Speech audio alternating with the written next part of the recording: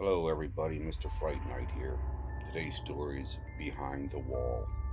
It was late on a Saturday night and my friend Johnny slept over. We were playing Xbox in my room. As we played, we started to get hungry.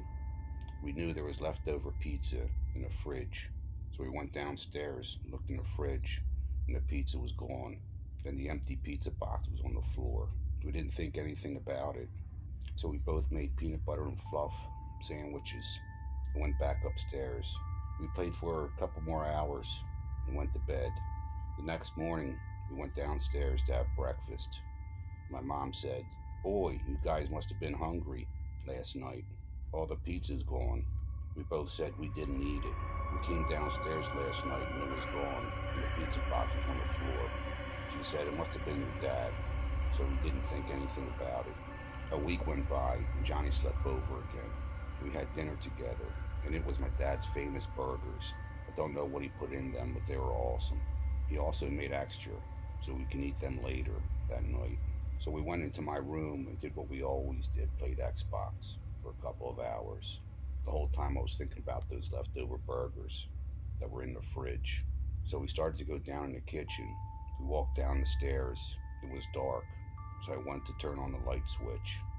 Before I could turn it on, we heard something. It sounded like a plate dropped on the kitchen floor, so I quickly turned on the light.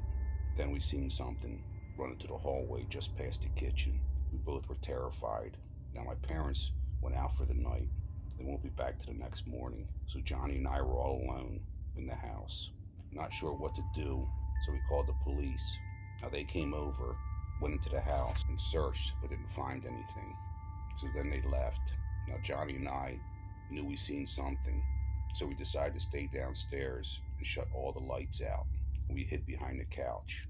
We weren't there very long. Suddenly we heard a knocking sound coming from the inside of the kitchen wall. By this time we were really terrified. We ran upstairs, ran into my room and locked the door. As we entered, we heard the knocking again. This time was coming from inside the wall of my room. We sat there quietly and heard it again. I slowly got down and looked into the heat vent. As I looked in, there was a pair of piercing eyes looking back at me. We quickly unlocked the door and ran out of the room, down the stairs, and ran out of the house. There were nearby bushes that we hid in.